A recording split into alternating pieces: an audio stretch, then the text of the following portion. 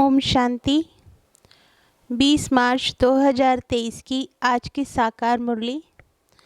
बाबा कहते, मीठे बच्चे, सच्चे बाप के साथ सच्चा होकर रहो तो कदम कदम पर पद्मों की कमाई जमा होती जाएगी। प्रश्न आज का, कौन सी प्राप्ति भगवान के सिवाय दूसरा कोई करा नहीं सकता है? उत्तर, मनुष्यों को चाहना रहती है हमें शांति व सुख मिले। शांति मिलती है मुक्ति धाम में और सुख मिलता है जीवन मुक्ति में। तो मुक्ति और जीवन मुक्ति, इन दोनों चीज़ों की प्राप्ति भगवान के सिवाय दूसरा कोई करा ना सके। तुम बच्चों को अब ऐसी भटकती हुई आत्माओं पर तरस आना चाहिए। बेचारे रास्ता ढूंढ रहे हैं, भटक रहे हैं, उन्हें रास्ता दिखाना है। गीत इंसाफ की डगर पर। ओम शांति। बाबा कहते, ये गीत भी बच्चों के लिए है, क्योंकि सच्चाई पर, सच्चे बाबा के डायरेक्शन पर बच्चे ही चलते हैं। फिर कई तो अच्छी रीति चलते हैं, कोई नहीं भी चलते हैं। जो चलेंगे वही ऊंच पद पाएंगे, नहीं चलेंगे तो वह ऊंच पद पा नहीं सकेंगे। बाप व साजन के साथ सच्चा रहना है, क्योंकि उनकी सच्ची मत मिलती है। दूसरे सब झूठी मत देते हैं। मनुष्य को सब झूठी ही मत देते हैं। गाया हुआ है, झूठी माया झूठी काया, झूठा सब संसार। यहाँ तो झूठ ही झूठ है, सचखंड में झूठ होता नहीं। जिस सचखंड के लिए तुम पुरुषार्थ कर रहे हो, तो बच्चों को बाप से बहुत सच्चा बनना है। फिर भी बेहद का बाप है। सच्चा हो रहने से कदम कदम पर पदमपति होते रहते हैं। झूठे तो पदमपति नहीं बनेंगे। तो बाप के साथ झूठ बोलना बड़ा खराब है। सदैव सच्चा हो रहना चाहिए, नहीं तो सचखंड में इतना पद पा नहीं सकेंगे। अच्छा, यह तो हुई बच्चों प्रति सावधानी। बाबा कहते, अब बच्चों को किसको समझाने की तरकीब भी सीखना है कि बेसमझ को कैसे समझाएं। बेसमझ क्यों कहा जाता है? क्योंकि मनुष्यों को समझ नहीं है। कहते तो हैं कि मनुष्य सृष्टि रचने वाला परमात्मा है, तो वह हुआ रचता, परंतु रचना को फिर यह पता नहीं है कि हमारा रचता कौन है। भक्ति आदि करते हैं शांति अथवा सुख के लिए। हम तुम भी ऐसे करते थे जबकि बाप नहीं मिला था। कृष्ण का भजन करते हैं, उनको याद करते हैं, उनको मनाने की साधना करते हैं, परंतु उनसे क्या मांगते हैं कुछ पता नहीं रहता। हमारा रचने वाला कौन है कुछ भी नहीं जानते। तुम बच्चे जानते हो, जब तक बाप नहीं मिला था तो हम अनेक प्रकार की साधना भक्ति आदि करते आए। करते करते रिजल्ट क्या हुई? कुछ भी नहीं। सृष्टि को तो तमो प्रधान बनना ही है। फिर इतनी जो साधना करते हैं उससे कुछ मिलता है व नहीं, ये विचार भी नहीं किया जाता है। अब समझते हैं कुछ भी मिलता नहीं, हमको चाहिए क्या, यह भी कोई की बुद्धि में नहीं है। सन्यासी कहेंगे, निर्वाण धाम में जाने के लिए हम साधना करते हैं, परंतु वह तो जिसको रास्ते का पता हो, होकर आया हो, तब तो रास्ता बता सके। और कोई तो रास्ता बता नहीं सकते। जो आते हैं उन्हों को पुनर्जन्म तो लेना ही है, अंत तक पुनर्जन्म तो लेते आना है। जब तक सृष्टि का विनाश हो, वह सृष्टि रूपी झाड़ जड़ जड़ीभूत हो, तब तक तो सबको रहना है। मनुष्य कईयों के लिए समझते हैं, फलाना ज्योति ज्योत समाया, वैकुंठ वासी हुआ, वह स्वर्ग पधारा। अब वास्तव में स्वर्ग में तो पधारा कोई नहीं है। स्वर्ग कहाँ होता है? निर्वाण धाम कहाँ होता है? वहाँ क्या होता है? वहाँ जाकर फिर आना कब होता है? कुछ भी नहीं जानते। तुम सब कुछ जानते हो, नंबरवार पुरुषार्थ अनुसार। कोई भी आए तो उनसे पूछना चाहिए, तुम क्या चाहते हो? गुरु करते हो तो दिल में चाहना क्या है? वास्तव में उनकी चाहना को तुम ब्राह्मण ब्राह्मणियाँ जानते हो। चाहना क्या रखनी चाहिए? किस बात की चाहना रखनी है, यह भी कोई जानते नहीं। यहाँ कुछ अच्छा नहीं लगता है तो इनसे छुटकारा पाने की साधना करते हैं। अब जाने के लिए धाम हैं दो, निर्वाण धाम वह है शांति धाम। वहाँ आत्माओं का निवास होता है। क्या तुम उस धाम में जाना चाहते हो? तुम बच्चों को तरस पड़ना चाहिए, बेचारे भटकते रहते हैं, रास्ते को कोई जानते ही नहीं। गाइड है ही एक, वह सभी को दुखों से छुड़ाकर सुख धाम में ले जाने वाला या जीवन मुक्त बनाने वाला एक ही है। वह जब तक न आए तब तक कोई को भी मुक्ति जीवन मुक्ति की प्राप्ति हो नहीं सकती। यह दोनों प्रॉपर्टी है ही एक बाप के पास। जब तक भगवान भक्तों के पास ना आए तो वह चीज़ मिल नहीं सकती। स्वर्ग में सुख और शांति दोनों है। शांति क्यों कहा जाता है? क्योंकि वहाँ लड़ाई झगड़ा आदि होता नहीं। बाकी असली शांति धाम तो है निर्वाण धाम, जहाँ सभी आत्माएं शांत रहती हैं। फिर आत्मा को जब ऑर्गन्स मिलते हैं तो बोलती हैं, तो वहाँ सुख शांति दोनों ही हैं। सुख होता है संपत्ति से, वहाँ सतयुग में तो संपत्ति बहुत है, यहाँ संपत्ति नहीं है। तो मनुष्य बेचारे रोटी टुक्कड़ भी मुश्किल खा सकते हैं। संपत्ति है तो एरोप्लेन बड़े बड़े महल आदि सब वैभव हैं, तो संपत्ति भी चाहिए, फिर शांति भी चाहिए, निरोगी काया भी चाहिए। यह सब देने वाला बाप है। समझाया जाता है, यह कलयुग तो है दुख धाम, नई दुनिया है सुख धाम। वहाँ दुख होता नहीं, पवित्रता सुख शांति वहाँ सब है। दूसरा है मुक्ति धाम, वहाँ कोई सदैव रह नहीं सकता। पुनर्जन्म ले फिर पाठ जरूर बजाना है। परम धाम में तब तक रहते हैं जब तक पाठ में आए। सच्चे स्वीट होम को याद करते हैं। नाटक में हमेशा नंबर्स की लिमिट होती है। फलाने ड्रामा में इतने एक्टर्स हैं, यह तो अनादि बना बनाया ड्रामा है, लिमिटेड नंबर हैं। भारत में 33 करोड़ देवताओं की लिमिट है। इस समय तो बहुत कन्वर्ट हो गए हैं।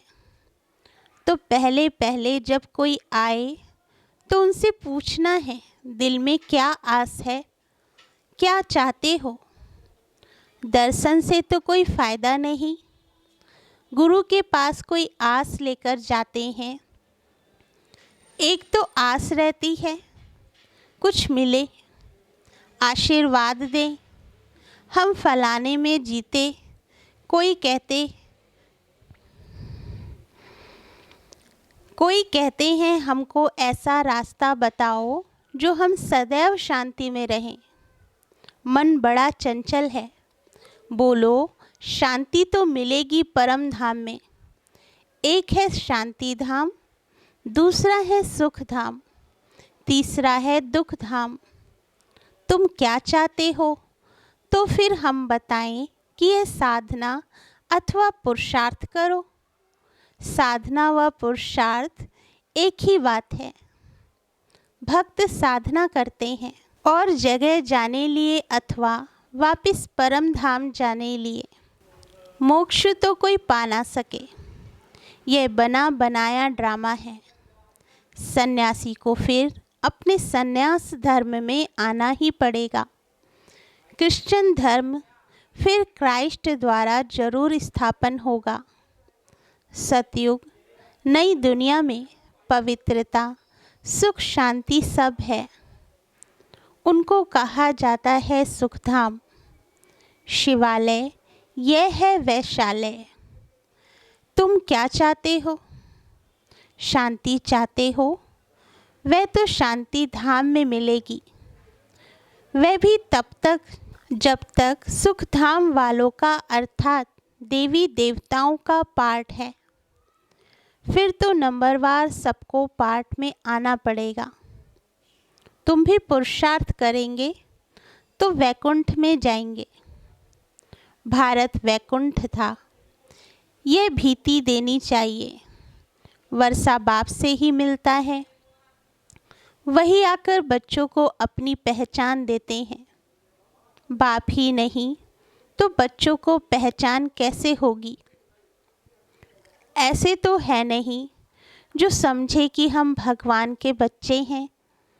अगर ऐसा कहें तो हम पूछेंगे, बताओ भगवान क्या रचते हैं? वह तो स्वर्ग रचते हैं। फिर तुम नरक में क्यों धक्का खाते हो? फिर 84 जन्म बताने पड़े। भगवान ने तुमको स्वर्ग में भेजा, फिर 84 जन्म लेते, अब नरक में आकर पड़े हो। अब 84 जन्म पूरे हुए, तुम यह नहीं जानते हो, हम बताते हैं। तुम पहले स्वर्ग में थे, फिर 84 जन्म भोगे। अब फिर बाप और स्वर्ग को याद करो। कमल फूल समान पवित्र रहना होगा। सन्यासियों को भी समझाना है। तुम्हारा हठयोग है, यह है राजयोग। गृहस्थ व्यवहार में रहते कमल फूल समान रहना है, यह प्रवृत्ति मार्ग है। तुम्हारा पंथ ही अलग है निवृत्ति मार्ग का। यह प्रवृत्ति मार्ग है जीवन मुक्ति पाने का। हमको भी बाबा ने बताया है। अब तुम बाप को याद करो तो अंतमति सुगति हो जाएगी। विकर्मों का बोझा विनाश तब होगा जब बाप को याद करेंगे। यह 2 स्थान हैं जहाँ सुख शांति मिल सकता है। तुमको क्या चाहिए? क्या स्वर्ग में जाने चाहते हो? बाबा कहते, गाया जाता है तुम मात पिता हम बालक तेरे। अगर तुमको सुख घनेरे चाहिए तो गृहस्थ व्यवहार में रहते राजयोग सीखो। पावन भी रहना है, फिर दोनों में से जो रहे बंधाए मायने नहीं है। स्वर्ग का मालिक बनने वाला नहीं होगा तो लटकना थोड़े ही है। बाप और वर्षे को याद करना है और पवित्र रहना है। एक सन्यासी ने लिखा है, मैं साधु हूँ परंतु रास्ते का पूरा पता नहीं पड़ता है। सुना है आपके द्वारा रास्ता मिलता है, अब क्या करूँ? हम आपका बन जाएंगे तो फॉलोवर्स सहित आ जाएंगे, परंतु ऐसे कोई बन नहीं सकते हैं। वह समझते हैं फॉलोअर्स को हम जो कहेंगे वह मानेंगे, परंतु ऐसे तो करेंगे नहीं। बीके का नाम सुनकर कहेंगे इनको जादू लगा है। हाँ, कोई निकल भी आए, बाकी हम कोई सन्यासी के आश्रम को हाथ करने वाले नहीं हैं।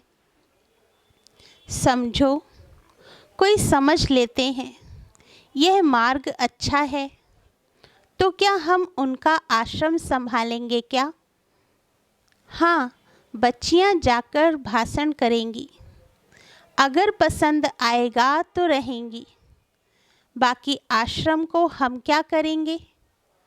लिखा है हम आकर कुछ शिक्षा पा सकते हैं, तो उनको लिखना पड़े तुम साधना करते हो, कहाँ जाने लिए, किस एम ऑब्जेक्ट से, किससे मिलना चाहते हो, कहाँ जाना चाहते हो?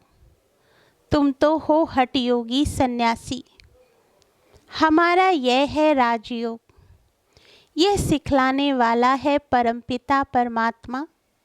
यह कलयुग है दुखधाम, सतयुग है सुखधाम। कलयुग में देखो अनेक धर्म हैं, कितने लड़ाई झगड़े हैं। सतयुग में तो है एक धर्म, वह है सतो प्रधान दुनिया। यथा राजा रानी तथा प्रजा सतो प्रधान। यहाँ है यथा राजा रानी तथा प्रजा तमो प्रधान। यह कांटों का जंगल है, वह फूलों का बगीचा है, तो मार्ग है ही दो, हठयोग और राजयोग। यह राजयोग है स्वर्ग के लिए, राजाओं का राजा स्वर्ग में बनेंगे। स्वर्ग स्थापन करने वाला है परम पिता परमात्मा, वही राजयोग सिखलाते हैं। सन्यासी कहे हम सन्यास में ही रहें तो ज्ञान उठा ना सकें, गृहस्थ व्यवहार में रहना पड़े। यह एक लौ है, जिसको छोड़ भागे हो उनका फिर कल्याण करना है। पहले तुम अच्छी रीति समझो, फिर चैटी बिगेन्स एट होम। तुमने स्त्री को छोड़ा है, अगर बाल ब्रह्मचारी होगा तो माता पिता को छोड़ा होगा, उनको भी समझाना है। कायदे कानून तो पहले समझाने हैं। बाबा कहते पुरानी दुनिया को नया बनाना यह तो बाप का ही काम है। बाप को परमधाम से आना पड़ता है, वह है पतितों को पावन, नरक को स्वर्ग बनाने वाला। स्वर्ग में रहते ही हैं देवी देवता, बाकी सब निर्वाण धाम में रहते हैं। सबको सुख शांति देने वाला वह एक ही है। बाप आते ही हैं एक धर्म की स्थापना कर बाकी सबका विनाश करने, और सब परम धाम में जाकर निवास करेंगे। यह कयामत का समय है, सब हिसाब किताब पूरा कर वापस जाएंगे। सभी आत्माओं को अपना अपना पार्ट मिला हुआ है। कोई कितने जन्म पार्ट बजाते हैं। सबको तमो प्रधान बनना ही है, बाकी वापस कोई जा नहीं सकते, ना फिर मोक्ष ही होता है। बाकी हुई मुक्ति जीवन मुक्ति।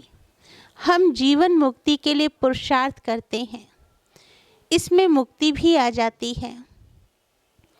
तुम अगर मुक्ति चाहते हो तो अच्छा बाप को याद करो, तो विकर्म विनाश हो और तुम बाप के पास चले जाएंगे। यह एक ही रास्ता स्वयं बाप बतलाते हैं और स्वदर्शन चक्र भी फिराते रहेंगे। पढ़ाई पढ़ते रहेंगे तो स्वर्ग में आएंगे, तो सन्यासियों को फिर गृहस्थ व्यवहार में जाना पड़े। हिम्मत चाहिए। एक ज्ञानेश्वर गीता है जिसमें यह लिखा हुआ है, बोला एक बच्चा देकर सन्यास करो तो कुल की वृद्धि होगी, फिर तो कोई बाल ब्रह्मचारी हो न सके। बाल ब्रह्मचारी भीष्म पितामह का तो बहुत मान है, परंतु मनुष्य तो एक दो पर ऐतवार विश्वास भी नहीं करते।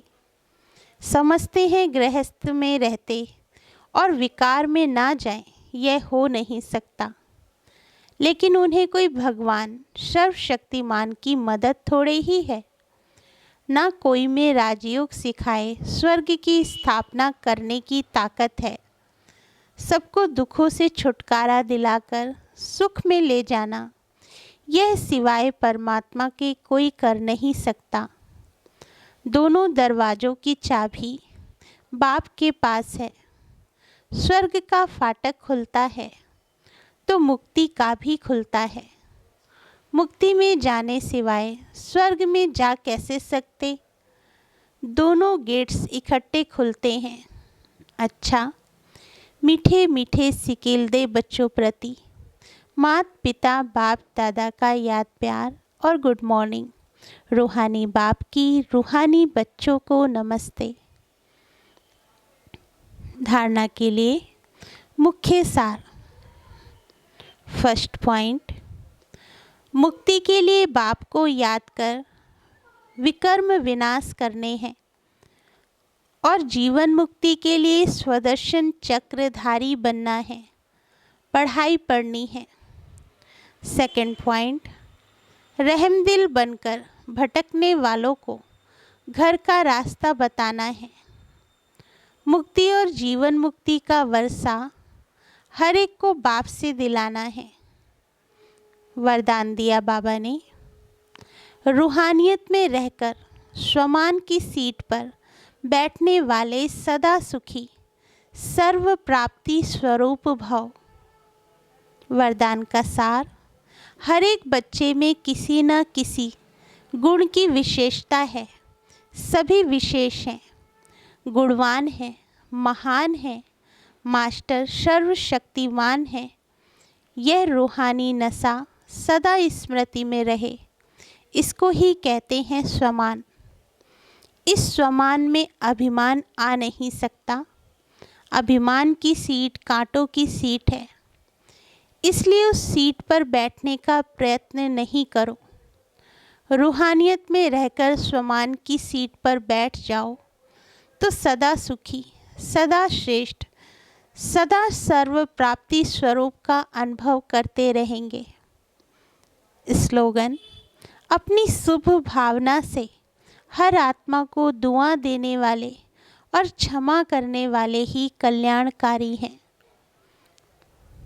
अच्छा, ओम शांति। मीठे बाबा।